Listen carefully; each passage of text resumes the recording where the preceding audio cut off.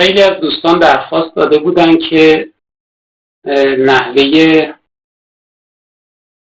باتری خور کردن فایندر تصویری که درست کردیم و خدمتشون عرض کنم و این فایندر تصویری را هم باتری خور کنیم که مثل فایندرهایی که تجاری هستن بشه ازشون استفاده کرد. ببینید خیلی ساده باید برای مانیتور 4 تا سل از باتری های 18650 و 4 تا هم برای مانیتور از این باتری ها استفاده کرد. یعنی 4 تا باتری به صورت سری به هم میبندیم. به صورت سری که شدن برای ما 15 ولت تولید برق میکنن. 15 ولت دی سی برق خارج میشه ازشون. یه 4 تای دیگه هم دوباره به همین صورت یه 15 ولت دیگه هم از اینا میگیریم. اینا به صورت سری به هم وصل میشن. بعد میان دو دسته باتری میشن یه دسته، یعنی موازیشون میکنیم با هم. موازی که بشن با آمپر بیشتر ولی ولتاژ یکسان. در این صورت میشه ازشون برای هم مانیتور هم رسیور استفاده کرد.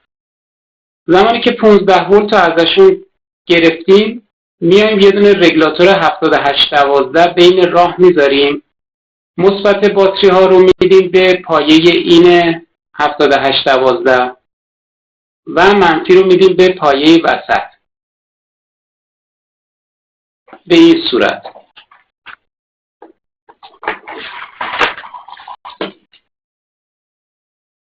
الان این دو دسته باتری به صورت سری به همدیگه وصل شدن. توجه کنید، مثبت منفی مثبت منفی. همینطور از اون طرف هم مثبت منفی هستن از زیر و از این طرف هم مثبت منفی مثبت منفی و زیر هم همینطور. و از یه منفی که برای ما باقی میمونه و یه مثبت ما از این مثبت به این مثبت وصل میشه و از این منفی هم به این منفی. کلاً با هم سری میشن و کابل مثبت که از باتری میاد، این کابل از باتری میاد وارد پایه اول میشه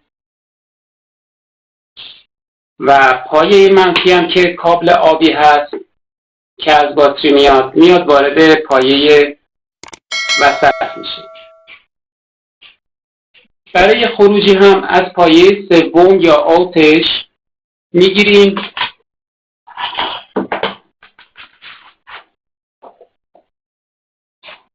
از پایه سوم میایم میبریم ما اینو به یک کلید میرسونیم. میاد وارد پایه کلید میشه و از پایه دیگه کلید خارج میشه به مثبت مانیتور و همینطور به مثبت رسیور میرسه. این از کابل مثبت ما که به این صورت پخش میشه بین رسیور و مانیتور. حالا برای تامین انرژی این باتری ها زمانی که خالی میشن برای شارژشون میایم از سوکت مادگی آداپتور استفاده میکنیم. سوکت مادگی آداپتور میایم مستقیم برقشو میبریم میرسونیمش به میرسونیم به رگولاتور. به همون پایه اول رگولاتور واردش میکنیم. توی اینجا زمانی که به پایه اول میرسه مطمئنم میرسه به باتریا. یعنی هم پایه اول که میرسه از این ور 12 ولت این آداپتور به ما برق میده برای روشن کردن رسیور مانیتور. همین که مستقیم میره برای شارژ باتری ها.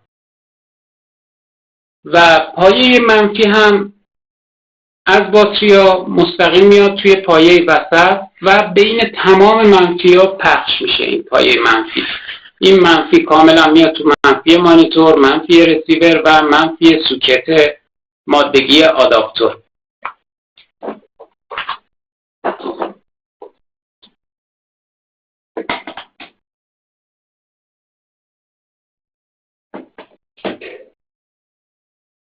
الان از باتری ها من یه مثبت دادم که وارد پایه اول این شده، یه دونه منفی دادم که وارد پایه گند شده و خروجی اومده از پایه سوم گرفته شده رفته وارد کلیدمون شده، هم پایه قهوه‌ای که از رگولاتور ما میاد توی کلید و از کلید خارج میشه، میره داخل هم ورودی برق رسیور، هم برق رسیور رو تامین میکنه، هم میاد برق مانیتور رو تامین میکنه. برق مانیتور هم که توی اون کلید کاملا واضح بهتون توضیح دادم چطور بسته میشه پشت برد. این کابل مشکی و قرمز کابل های برق هستن، قرمز 12 ولت و مشکی هم اتصال بدنه یا همون گل.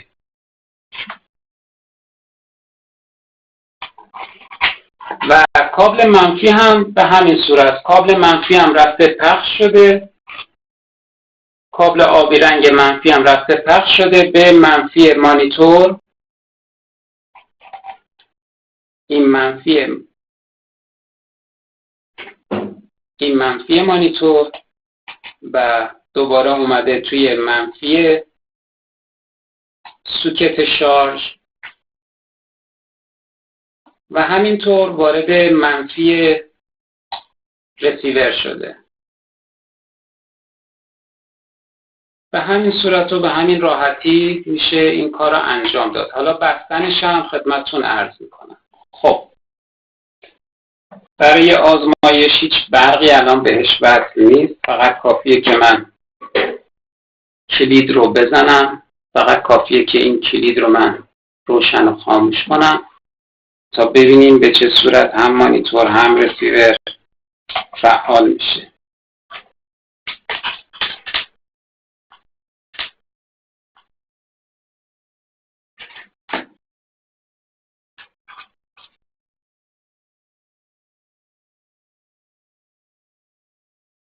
جاش رو همینجا در آوردم که کاملا مشخص بشه.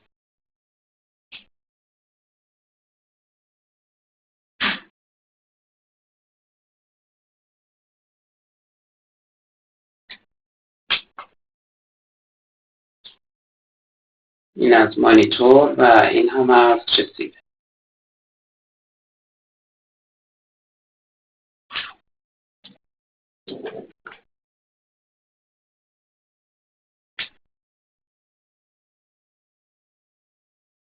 به راحتی هم با فشار دادن دکمه‌اش خاموش میشه.